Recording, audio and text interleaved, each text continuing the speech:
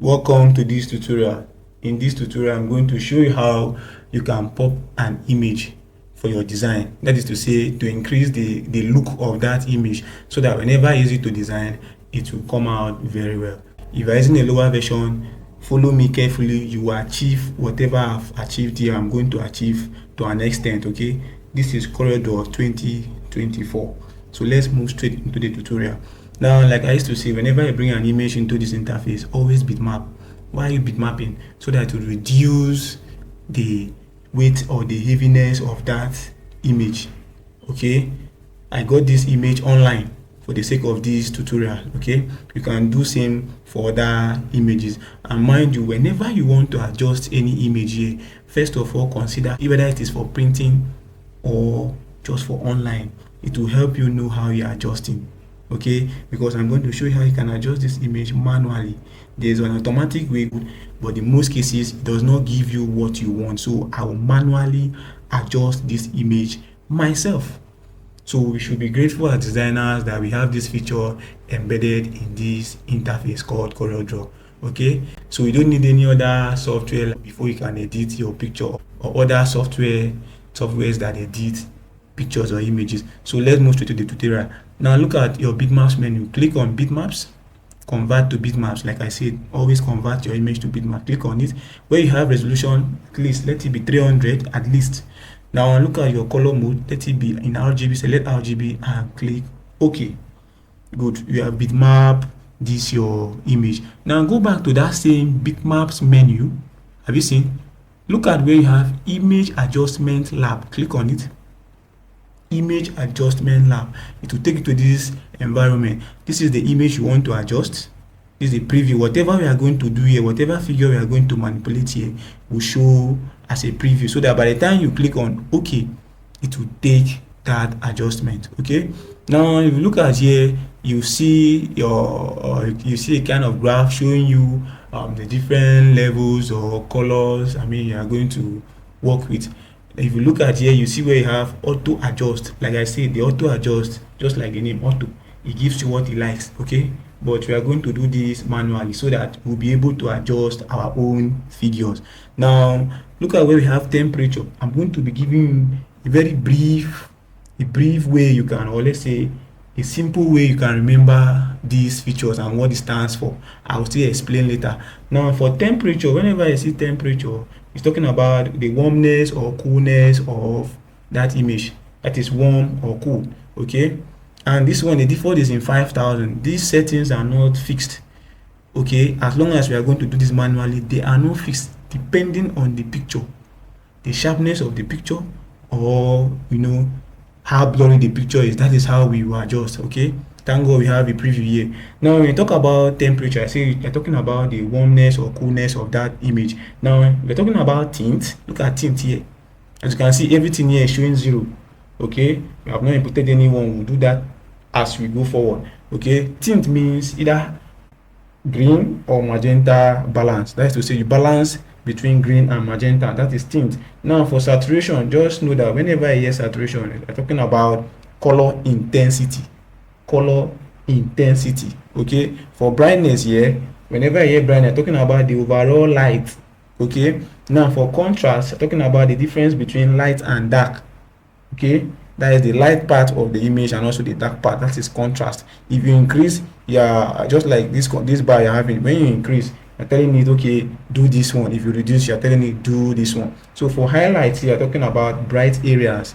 That is, if you have bright areas in this place, the highlight will increase it. Okay, now increase or reduce it. Now for the shadow has to do with dark areas. Okay, now we have midtones here. Have you seen midtones? Midtones has to do what? Middle details and balance. So I've explained all these things to you in a very simple way. Okay, I will still go further to explain. Now, why are you supposed to understand this? You're supposed to understand this so that whatever you are going to do will have a very nice effect. Your picture will not come out anyhow. Okay, so I'm going to also explain more of this to you. Now what I said about temperature, I say it controls how warm or cold an image can appear.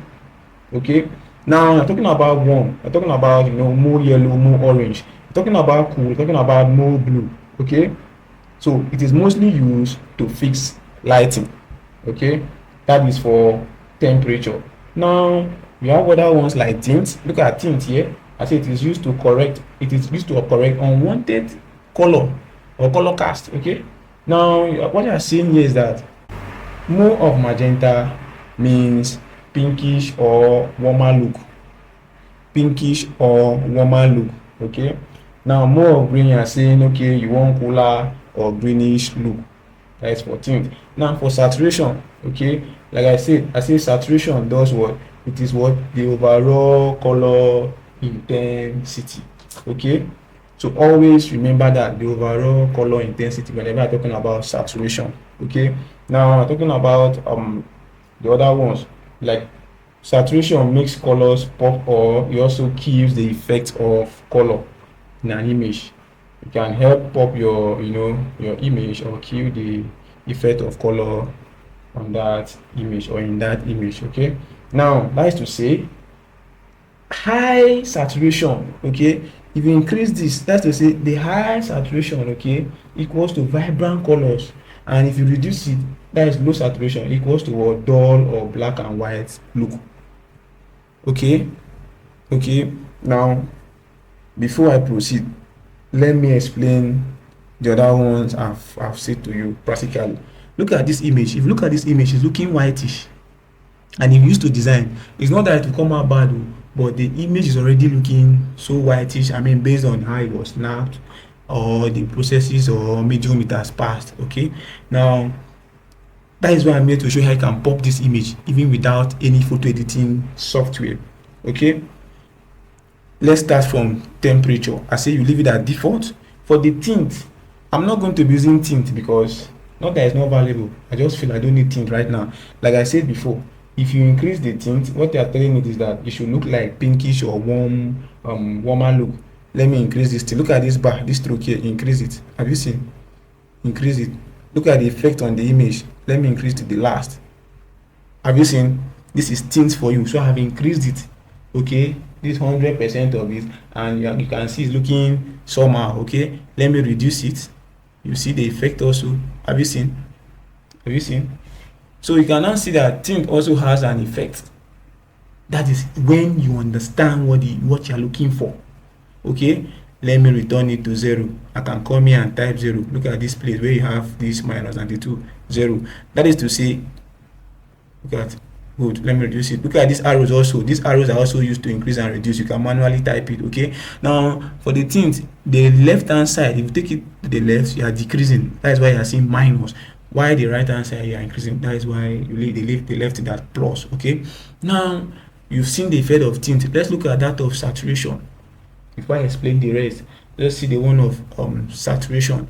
Now saturation, like I said, it makes colors pop, and it also kills the effect of color in an image. Okay, now let me increase the saturation. Follow me carefully. Let me increase it. Have you seen? Let me increase. Have you seen 46 of it? Which, if you are printing this kind of image, colors might settle on the face. So I will just look at 13. Let me leave it around either 13 or 15. Let me try 13. Click outside here. Have you seen 13? It's not too much, it's not too small. I can go ahead to increase it to 15. As you are increasing, look at your image, the effect is happening. Okay, so I can adjust it if it is not okay. Now for brightness, okay, for brightness, it helps you to adjust the overall lightness or darkness of the image. This brightness here, it helps what? It helps you to adjust the overall lightness or darkness of the image. Okay, that's to say when you increase this bar, when you increase it, okay, the image becomes lighter. Okay, it becomes lighter, and vice versa. Okay, that is that for brightness. So imagine this image now wasn't that bright enough. I would have increased it. Just click here to increase. Have you seen the effect? Have you seen how white it's going to be? Now let me reduce it. Let me reduce that brightness. You see to minus. You can see. Have you seen it's getting darker? Okay, follow my explanation. So let me leave it at 0. I can go ahead and adjust since we are learning alongside my explanation. I can just increase it to plus let me see. Okay, I can leave it at -2. Yes, because already the image is looking whitish, so let me just leave it at -2. Now we are talking about contrast. Okay, we're talking about contrast. What you are trying to say is that contrast adds depth, depth, depth, okay, etc. Okay. Now, what contrast does here, this contrast here, what it does to this image or an image is that contrast controls the difference between light and dark areas of an image. Okay, that is to say that light part or that dark area, that is what it controls. Okay, what I'm trying to also say is that high contrast equals deeper black and brighter white, while low contrast equals softer image. For highlights here, let me increase this contrast so that you see. Let me explain this contrast practically. If I increase this, have you seen? If I reduce this, have you seen? You have not seen the image again. Good. So let me increase it. I want to use, like I said, these figures here are not fixed. They are not fixed. Okay. For the contrast, you can be adjusting and be seeing. Let's adjust till it gives me what I want. This is 19, this is 22. Okay, let me leave it at 22. I don't want it to be too much. Mind you, I have already increased my saturation. Next is my contrast. So my main focus should be on this saturation and contrast. Why? Because it determines the volume of ink or color that will be present on this image, so that by the time they will print this image now, it will not give issue. Okay, aside the online designs and the rest. Okay, so be careful when you are increasing these figures. Like I said, they are not fixed. Always look at your preview. Good. Now let's move further to highlights. When you talk about highlight, you're talking about adjusting the brightest parts of an image. That is to say, highlight helps to do what? Adjust the brighter part. This highlights here, it helps to adjust the brighter part of an image. Okay, that is to say, lower highlight equals or recover details in bright areas. Okay, while increase in highlight helps what? Brighter glowing areas. Okay, it can be used for reflections. The simple thing, it can be used for reflections and lights. Okay, etc. There are so many uses of these features here. Now in the next one, before I move to the next one, now let's see the effect of this highlight. Now let me reduce. Have you seen here? Okay, like I said lower highlight reveals what? Or recover details. Now let me increase it. Let's see. Let me increase it. Let me click in front. Have you seen? So you can now see that my highlight, okay, when I increase it, okay, it helps the brighter glowing area. So for this highlight, I'm not going to increase it too much. Can leave it at let's say 10. Let me type 10, or you can manually select here. Let me leave it at 10. Okay, good. Let me leave it at 10. Now for shadows, when you hear shadows helps to control the darkest part of the image. Okay, based on how it was snapped from the studio. If their lighting is not okay, you have problem. So if you want to edit, you know how to adjust those parts. If you're to be using software like, let's say, other editing software like Photoshop and the rest, what you do is you can select that part alone and increase that part alone. But whatever we are doing affects the whole image. Okay, so now for shadows, like I say, shadows does what? It helps to control the darkest parts of the image. Okay, it also helps to balance exposure. That is shadows, what it does. Okay, when you increase shadows, what you are trying to say is you want the hidden dark details to be revealed, while if you decrease shadows, what you are trying to say is let the darker side, okay, you want to make the darker side to be deeper, okay, than before. Okay, that is how I can explain. Now looking at midtones, you are trying to say, okay, you want to adjust the tones between highlight and shadows. If you look at this thing, some of them work hand in hand. In short, all of them work hand in hand. Okay, there's how you touch this one will go bad. There's how you touch this one will go bad. So you have to balance the equation. Okay, so midtone, what it does is it adjusts the tones between highlight and shadows. Okay, that is what it does. Okay, it affects the middle brightness, and also That is the middle brightness levels. That's what midtone does to you, okay, or it does to an image, okay. Now midtone also helps refine skin tones, okay. That is refine your skin tones and also overall balance. It also helps to enhance, natural looking edits. There are pictures that look naturally, beautiful. It helps to also enhance it, okay. So I have explained this. For shadow here, since I've told you what shadow does, I say shadow helps to control what the darkest parts of the image. So for shadow here, we can look at, let me see how it is. Let me be testing. Let's see 20. Following this image, I think from 20 will give me what I want.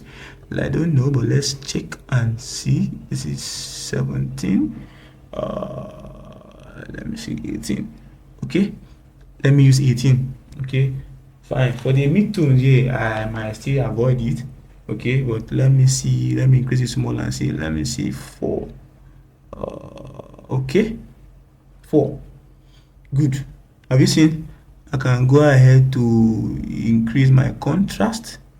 This is 22. Saturation, let me use 16. Okay, I don't want this image to be looking so reddish. Okay, for brightness, let me return it to 0. Let me see. Okay, I think this is okay. So you can use my settings here. Okay, but like I said, it is not fixed. It is not fixed. If the picture is too bright, you know very well you have to reduce brightness. So let me click on OK. Now watch. We'll see the difference between this and the former one. Let me click on OK. Have you seen? I've clicked on OK. This is the image now. Now let me bring in the same image again so that you see how it is. Let me paste it. Good. This is the former one. Remember, I copied before now, so I have to paste it again so that I will compare. Now look at these two images. Have you seen? If you look at these two images, you would see the difference. Look at the one by your left is the natural one, that is the original one, while this one is the edited one. Have you seen? I've been able to pop this image. Okay, have you seen? Now that is not all. Let's keep this one aside. There's something higher versions of Coreldraw have that lower versions don't have. Follow me carefully. Now go straight to your effects menu. Have you seen effects menu? Click on it. After selecting the edited image, now click on sharpen. Move down to where you have sharpen. Have you seen sharpen? You see adaptive, on sharp, and the rest. Just go to where you have sharpen. Have you seen? This will come out. Now this figure is already at 25. Assuming it was already at 0, we can increase it from there. Okay, now where you have sharpen, look at where you have edge level. This is where you increase. Then your threshold you can also use to suppress, like noise. You have to suppress the effect of this your sharpening. Now let me go to edge level. Look at this figure. Let me increase it. You see the effect. You see that it's going to be sharper than before. Let me zoom it. Just follow carefully. Have you seen the details are going to be revealed the more? Let me increase it. Have you seen? You can see the picture is coming out. Keep increasing and you're seeing. Have you seen the details on the face is really showing up? Okay, let me leave it at 50. Okay, this is 50. For threshold, I wouldn't need it because what I want here is already out. Have you seen? Let me increase it to 55. Okay, 55. Good. Have you seen? I can now close. For lower versions, you might not have this feature, but for higher version, you have it. Let's see, compare it. Look at. Have you seen? You can see the difference between the one by the right and the one by the left. This is the one we brought into it. This is the edited one. So you can see that. Look at. It's different from this other one. The difference is clear. Have you seen? Good. So this is how you can pop your image using Coreldraw. Okay. So when you're done, you can delete this and you can export this image. If you want to just have it as a copy, export PNG or JPEG or JPG. Okay, but if you have removed the background, okay, you can use it and design. Go ahead and design with it, but I've shown you how you can edit a picture using Coreldraw. Do well to like, subscribe, and come back for more tutorials like this. Thank you.